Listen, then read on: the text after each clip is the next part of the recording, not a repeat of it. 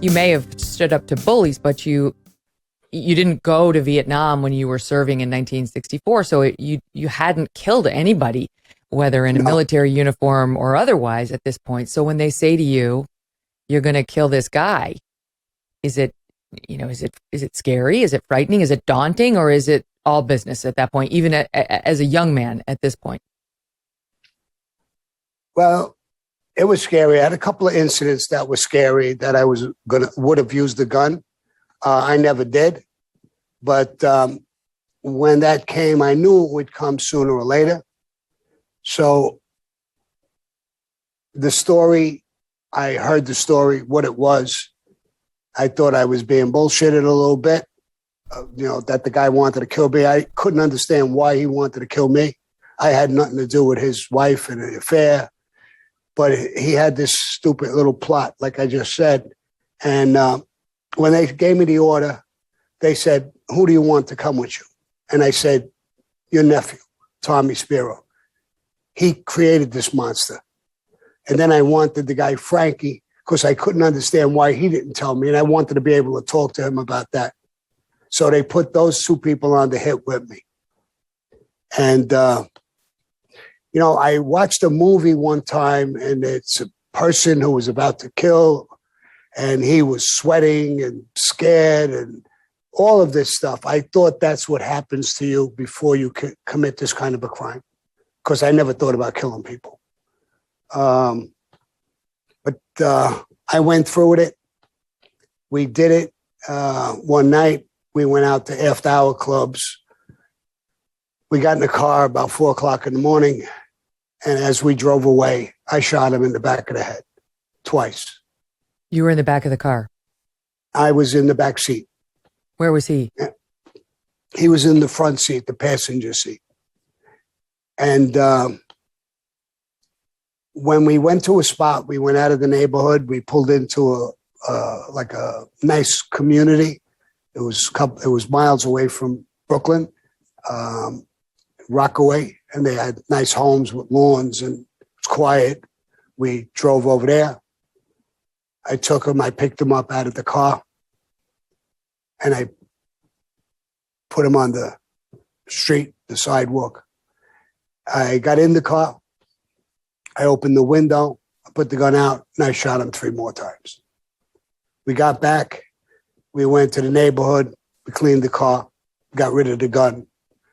And we were living together, a bunch of guys. I went and take a shower. I stayed in the shower quite a long time, the water running on me. And I was waiting for this thing to happen, being nervous and sweating, and it didn't happen. Nothing happened. And I went to bed. I slept like a baby. I got up the next morning. There was confusion. Some of the young girls who still with us, oh my God, they killed Joe Colucci in Rockaway. And I remember asking one of the girls, did they know who did it? Did they find out who did it? She said, no, it wasn't. It's in the papers already, but it's not in the papers. I don't know if they caught the people or what. And I remember we all went to the corner where we stay. And I had like an out-of-body experience that I felt like I was above somewhere, looking down and listening to all of them talking, and I felt absolutely nothing. And then Shorty came with his nephew, Tommy Spiro, and I came back to reality.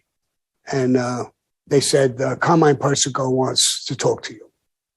So we got in the car and we went down there. But that was the then boss? Excuse me?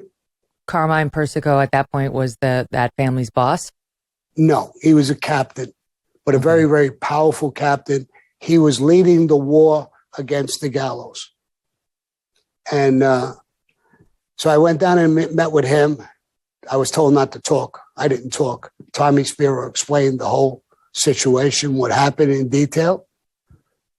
He grabbed me, hugged me, kissed me on the cheek, and he told me, great job. Mm-hmm. So, and I didn't feel anything. I went to the funeral, and I didn't feel any remorse. I didn't feel anything. And I thought that was peculiar. I thought either something's wrong with me or I'm just a stone cold killer. And I'm going to fit in the mafia perfectly. Mm. And I guess when I became not a stone cold killer, I was good at what I did. I was good at what I did in a lot of ways, in construction, running unions. But I was also becoming a professional hit guy. Summer is officially here, and what better time is there to whip out the barbecue and grill up some steaks? Good Ranchers is the place to get American beef, chicken, and seafood. They sell 100% American meat, and they ship it straight to your door. And right now, Good Ranchers is ready to send you 2 free prime ribeye steaks with every order that uses my code Megyn.